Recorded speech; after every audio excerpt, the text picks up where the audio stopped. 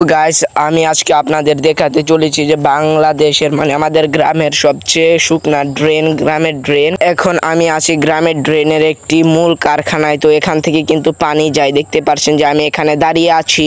দাঁড়িয়ে থাকাটা মূল ব্যাপার না, আমি আজকে আপনাদেরকে দেখাবো পানি এখান দিয়ে কিভাবে যেত। এখন বর্তমানে এখানে অবস্থাটা কিরকম দেখতে পাচ্ছেন, এটার ভিতরের অবস্থাটা খুবই জঘন্য। আমরা হচ্ছে গ্রামের মানুষ, গ্রামে থেকে যদি গ্রামের সৌন্দর্য উপভোগ না করতে পারি তাহলে গ্রামে থাকার কোনো মানেই হয় না। দেখতে পাচ্ছেন যে এখানে পাখিরা রয়েছে, পাখি কিন্তু এখানে কিচিরমিচির করছে। তো সর্বপ্রথম এখানে ড্রেন কিংবা এখানে সুইচে ক্লিক করার পর তারপর এখান থেকে পানি বের হওয়া শুরু করে দেয়। দেখতে পাচ্ছেন এখান থেকে পানি বের হয়। তো এই ড্রেনটা কিন্তু দুই ভাবে বিভক্ত হয়েছে, প্রথম ভাগ দিয়ে এই দিকে পানি দেওয়া হয় এবং দ্বিতীয় ভাগ দিয়ে এই দিকে পানি দেওয়া হয়। তো আজকে আমরা দেখাবো দ্বিতীয় ভাগ, তো সেকেন্ড পার্ট দেখাবো। তো বাট এখানে যে আছে এগুলো কিন্তু গ্রামের মানুষের জন্য কিংবা গ্রামের মানুষের খুবই আত্মীয়তার সম্পর্ক রয়েছে এগুলোর সাথে।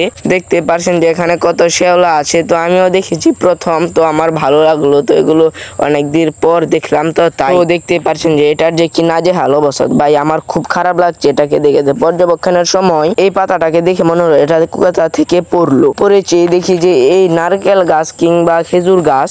এখন আর কোনো ফাজলামি করব না, এখন চলে যাবো মূল ভিডিওতে। যাওয়ার আগেই ভিডিওটা শেষ হয়ে গিয়েছে। শেষ হওয়ার কারণ রয়েছে, আমি কিন্তু সামনে দিতে পারলাম না, কারণ সামনে মাউন্ট এভারেস্ট কিংবা রেন ফরেস্ট। দেখতে পাচ্ছেন যে এটা কত বড় একটা জঙ্গল। তো এই জঙ্গলের ভিতরে যদি যাই সাপে কামড় দিবে কিংবা কোনো না কোনো কিছু করবে।